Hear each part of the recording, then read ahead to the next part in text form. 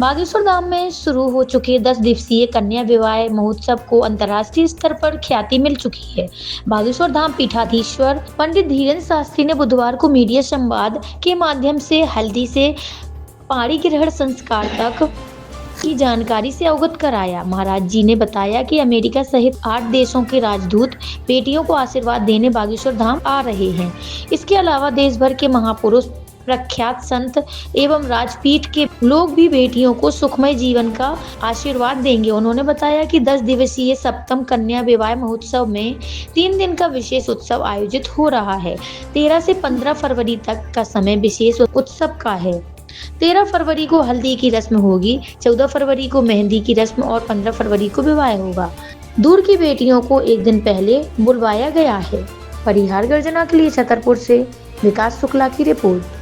विगत वर्ष की भांति और भव्य और दिव्य है।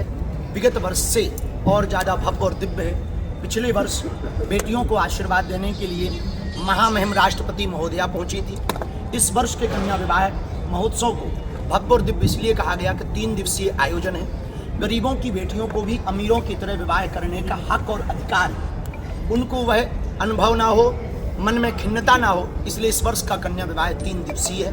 13 फरवरी को हल्दी और मंडप, 14 फरवरी को संगीत और मेहंदी, 15 फरवरी को 300 बेटियों का पाणी ग्रहण संस्कार। उन बेटियों का जिनके माता पिता नहीं हैं। लगभग 30,000 किलोमीटर की कार की यात्रा 40 लोगों की टीम ने सर्वे किया, घर घर जाकर के परीक्षण किया, जिसमें से 12 राज्यों में से 300 बेटियों को छांटा गया। लगभग 68 से 70 बेटियां मातृ पितृहीन हैं, अनाथ हैं। बाकी 120 बेटियां मातृहीन अथवा पितृहीन हैं। कुछ दिव्यांग बेटियां हैं, कुछ आर्थिक हीन हैं, जिनकी आर्थिक आय 50,000 से वार्षाना कम है। उन बेटियों का चयन किया गया ताकि पात्र का विवाह बागेश्वर धाम से हो सके। और इस वर्ष का कन्या विवाह इसलिए भव्य और दिव्य है क्योंकि अंतर्राष्ट्रीय स्तर पर यह कन्या विवाह होने जा रहा है। यह एक कन्या विवाह में, इस कन्या विवाह में, 7वें कन्या विवाह में 15 फरवरी को एक बेटी का विवाह नेपाल की बेटी का भी होगा, इसलिए यह अंतर्राष्ट्रीय कन्या विवाह हो गया है।